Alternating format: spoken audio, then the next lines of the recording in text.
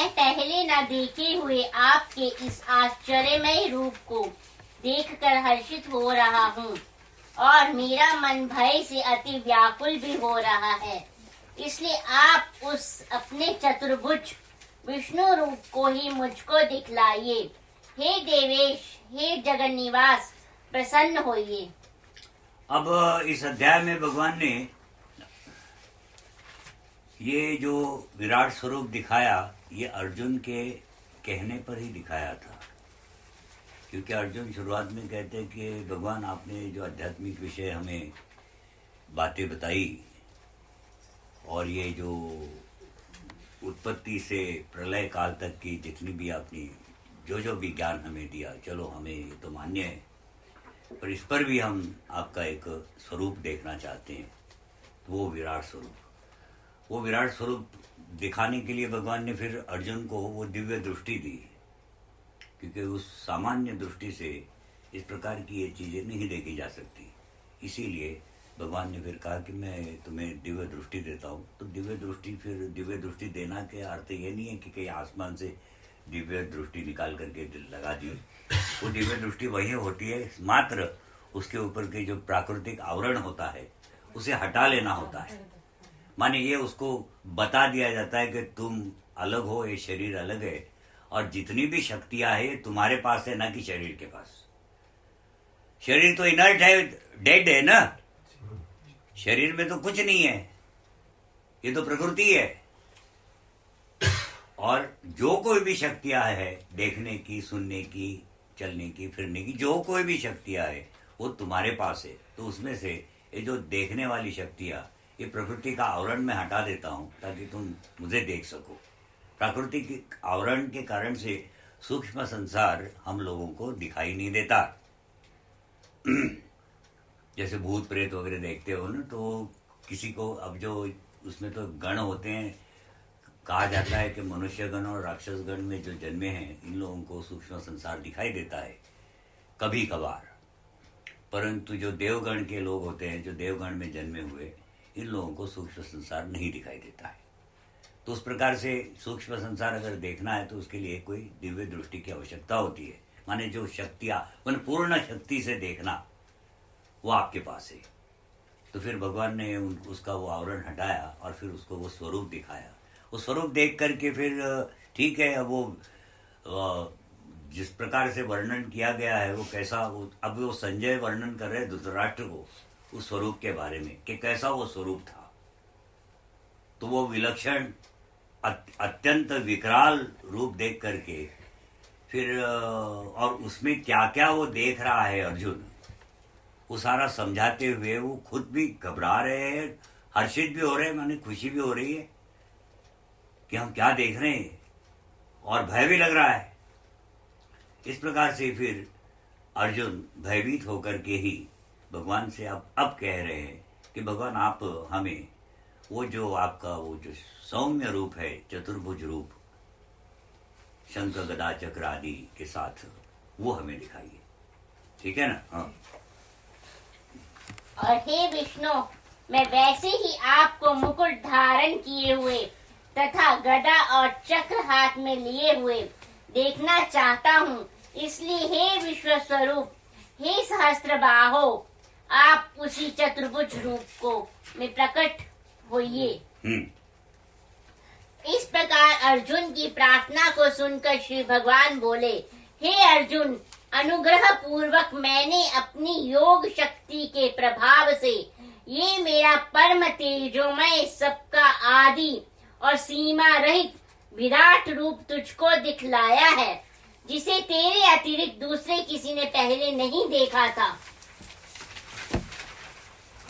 हे अर्जुन, मनुष्य लोक में इस प्रकार विश्व रूप वाला मैं न वेद और यज्ञों के अध्ययन से, न दान से, न क्रियाओं से और न उग्र तपो से ही तेरे अतिरिक्त दूसरे के द्वारा देखा जा सकता हूँ। हाँ, भगवान कहते कि अर्जुन, ये जो स्वरूप तुम्हारे कहने के अनुसार, फिर अनुग्रह से तुमने कहा था इसीलिए हमने दिखाया, ये स्वरूप सर्व सामान्य स्थिति में, खास करके ये जो कर्मों से, वेदों के पढ़ने से, अध्ययन करने से, दान धर्म करने से किसी भी प्रकार के, चाहे वो कर्म कितना ही श्रेष्ठ क्यों न हो, परंतु इस प्रकार का ये स्वरूप देखने में नहीं आ सकता।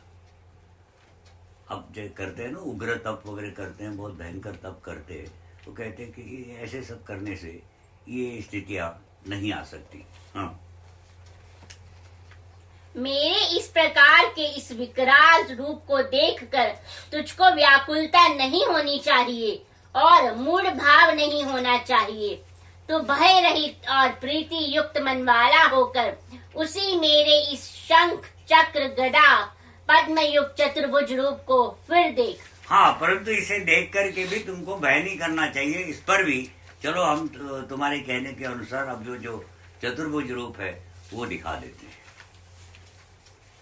उसके पश्चात संजय बोले, हे राजन, वासुदेव भगवान ने अर्जुन के प्रति इस प्रकार कहकर फिर वैसे ही अपने चतुर्भुज रूप को दिखलाया और फिर महात्मा श्री कृष्ण ने सौम्य मूर्ति होकर इस भयभीत अर्जुन को धीरज दिया। उसके पश्चात अर्जुन बोले, हे जनार्दन, आपके इस अति शांत मनुष्य रूप को देखकर अब मैं स्थिर चित्त हो गया हूँ। हाँ, ये सब माने अब स्थितियां जो है सामान्य हो गई, सामान्य हो गई तो बुद्धि भी हमारी स्थिर हो गई। हाँ, और अपनी स्वाभाविक स्थिति को प्राप्त हो गया हूँ। इस प्रकार अर्जुन के वचन को सुनकर श्री भगवान बोले, हे अर्जुन, मेरा जो चतुर्भुज रूप तुमने देखा है ये सुदूरदर्श है, अर्थात सुदूरदर्शी, बहुत मुश्किल से देखने में आने वाला। सुदूरदर्शी माने कभी कभी कहीं हमने दिखाया होगा शायद। हाँ, अर्थात इसके दर्शन बड़े ही दुर्लभ हैं। हाँ, देवता भी सदा इस रूप के दर्शन की आकांक्षा करते हैं। और हे अर्जुन, जिस प्रकार तुमने मुझको देखा है, इस प्रकार चतुर्भुज रूप वाला मैं न वेदों से, न तप से, न दान से और न यज्ञ से देखा जा सकता। यहाँ फिर से यही बात कह रहे हैं, ये भी रूप जो है ये इस प्रकार के इन कर्मों से कितने ही श्रेष्ठ कर्म क्यों न हो, परंतु इस प्रकार का ये रूप उन कर्मों से भी देखने में नहीं आता। तो फिर कैसे देखा जाए वो बताएंगे अब। इस प्रकार चतुर्भुज रूप वाला मैं प्रत्यक्ष देखने के लिए, तत्व से जानने के लिए तथा प्रवेश करने के लिए अर्थात एक ही भाव से प्राप्त होने के लिए भी शक्य हूँ। हाँ, हे अर्जुन, जो पुरुष केवल मेरे ही लिए संपूर्ण कर्तव्य कर्मों को करने वाला है, मेरे परायण है, मेरा भक्त है, आसक्ति रहित है और संपूर्ण भूत प्राणियों में वैर भाव से रहित है, वह अनन्य भक्ति युक्त पुरुष मुझको ही प्राप्त होता है। मत कर्म कृन्मत परमो मत भक्त संग वर्जित निर्वैर सर्वभूतेषु यह स मामेति पांडव। जो मनुष्य मेरे लिए कर्म करने वाला है, मेरे लिए कर्म करने वाला है का अर्थ होता है सांसारिक आसक्तियों को त्याग करके जो कर्म करता है, माने अनासक्त होकर के जो कर्म करता है, निष्काम कर्म योग। जो मेरे लिए कर्म करने वाला है, मत कर्म कृन्मत परमो, मेरे परायण है, मेरा आसरा लिए हुए है। माने जब कोई मुसीबत आती है ना तुम लोगों पर, तो तुम लोगों के मुंह से तुम्हारी मम्मी डैडी या आसपास का कोई व्यक्ति जिस पर तुमको बहुत बड़ा आसरा होता है, उसका नाम तुम पुकारते हो। अच्छा, अगर वो आ जाए तब तो ठीक है, नहीं आए तो उसकी तो ऐसी तैसी, तो वो तो ऐसा है, वो तो वैसा है ना। तो ये ऐसा ना हो, मेरे परायण हो, है ना। मत कर्म कृन्मत परमो मत, मेरा भक्त, इस प्रकार का ये जो मेरा भक्त है, जो संपूर्ण भूत प्राणियों में वैर भाव से रहित है, किसी से शत्रुता नहीं रखता, ठीक है ना। तो ये हमें तो लगता है कि असंभव काम है ना, ये नहीं हो सकता, ये नहीं हो सकता। हाँ, क्योंकि सारा हमें आज तक एक आदमी ऐसा नहीं मिला जो अपने पड़ोसी का दोस्त हो। हाँ, हाँ, तो संपूर्ण भूत प्राणियों में मैंने ये सारे जितने भी प्राणी हैं, गाय बिल्ली वगैरह जितने भी जो माने हिंसक प्राणी भी कहो, सांप टाप ये सब जीव भी है, इन सब में से भी वैर भाव किसी से नहीं, उसको है ना, वैर भाव से रहित है। इस प्रकार का ये व्यक्ति फिर इस प्रकार के दर्शन के सुयोग्य होता है। हाँ, मत कर्म कृण मत परमो मत भक्त संग वर्जित, अहंकार से रहित है ना, अहंकार नहीं, मैंपन नहीं, अस्तित्व अभिमान तक नहीं, ऐसा वो व्यक्ति, मैंपन नहीं, मैंने किया ना। अधिकतर वो वही होता है ना कि संसार में जब आपकी जीत हो रही होती तो मैंने किया मैंने किया मैंने किया, जब हार हो जाती तो कहते तकदीर खराब था। हाँ फिर मैंने किया वाली बात भी रहती है, फिर बोलेंगे तकदीर खराब था, हाँ भाग्य खराब था इसीलिए नहीं हुआ, और हो गया तो फिर मैंने किया। उस समय ये नहीं कहेंगे कि भाग्य अच्छा था, वो नहीं कहेंगे। ये जनरल एक साइकोलॉजी है मनुष्य की। हाँ, तो संग अहंकार से रहित है, संपूर्ण भूत प्राणियों में वैर भाव से रहित है, ऐसा फिर वो व्यक्ति इस प्रकार के ये दोनों रूप देखने के योग्य होता है। वो भी माने अनन्य भक्ति, माने यहाँ पर है ना, ध्यान रहे इस पूरे गीता शास्त्र में भगवान ने दो मार्ग बताए हैं, एक निष्काम कर्मयोग और कर्म संन्यास। और अंत में जैसे जैसे हम आगे बढ़ते चले जाएंगे वो कर्म संन्यास पर बहुत ज्यादा जोर देते हैं, माने कर्मों का संपूर्णता से त्याग। यहां पर यही बात बता रहे, वो कह रहे कि किसी प्रकार के कितना ही श्रेष्ठ कर्म क्यों न हो, परंतु उस कर्म के द्वारा ये स्थिति नहीं आ सकती। अब क्यों नहीं आ सकती? आती इसलिए नहीं है कि हर कर्म जिस प्रकार का भी तुम करते हो उसमें पाप या पुण्य लगता है। वो अंतःकरण की शुद्धता होती ही नहीं है कर्म से।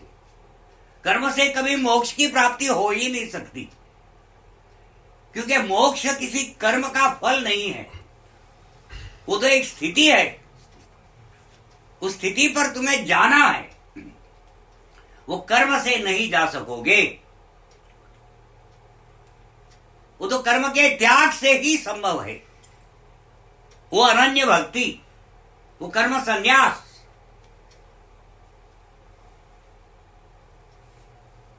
तो भगवान यहां पर इस बात पर जोर दे रहे हैं कि कर्म चाहे जितना ही क्यों न श्रेष्ठ हो, परंतु कर्म से कभी भी इस प्रकार की ये जो स्थिति तू देख रहा है, ये जो विराट स्वरूप और ये सौम्य रूप मेरा, ये देखने में नहीं आएगा किसी भी कर्म से। अगर कोई देखना चाहता हो तो उसके लिए एक ही मार्ग है, वो कर्म अनन्य भक्ति, कर्म का त्याग, कर्म संन्यास। हाँ, और आगे आगे अभी और एक दो बार फिर से ये बात बताएंगे वो। फिर मत कर्म कृण मत परम। अब कर्म का त्याग करना है तो हमने फिर आपको बताया है कि उसके लिए फिर योग्यता बनानी पड़ेगी। अब योग्यता बनानी है तो कर्म करने पड़ेंगे। भाव ये कि सबसे पहले तो कर्म करना पहले कर्मों को जानो कि हमें करना क्या है, फिर उसको अनासक्त होकर के करने का प्रयास करो। होते होते होते होते होते वो अनासक्त भाव उत्पन्न हो जाएगा और फिर तुम वास्तव में अनासक्त होकर के कर्म करना शुरू कर दोगे। और करते करते करते करते एक समय ऐसा आएगा कि जहां तुम्हें खुद को पता चल जाएगा कि वास्तव में मैं तो कुछ कर ही नहीं रहा हूं। वहां शुरू होता है कर्म संन्यास। अब अनासक्त होना तो आसान काम नहीं है, ये हो नहीं पाता, असंभव है। मनुष्य अनासक्त होना असंभव है, ये हो ही नहीं सकता। तो फिर क्या किया जाए? तो फिर भगवान ने मार्ग बताया कि तुम कर्म करो और फल का त्याग कर दो। ये तो तुम कर ही सकते हो, उसे पहले करना शुरू कर दो। होते होते अनासक्ति आएगी और उस साधना करते करते वो उस स्थिति पर पहुंचेगा जहां वो कर्म का त्याग कर सकेगा। माने मार्ग जरा लंबा है, हाँ, पर हकीकत यही है कि जब तक संपूर्णता से कर्म का त्याग नहीं होगा तब तक ये जो भगवान के ये स्वरूप और ये जो मोक्ष और मुक्ति ये नहीं आएगी। हाँ, ओम तत्सदिति। ओम तत्सदिति श्रीमद् भगवद गीता सुपनिषत्सु ब्रह्म विद्यायां शास्त्रे अर्जुन संवादे विश्वरूप दर्शन योगो नाम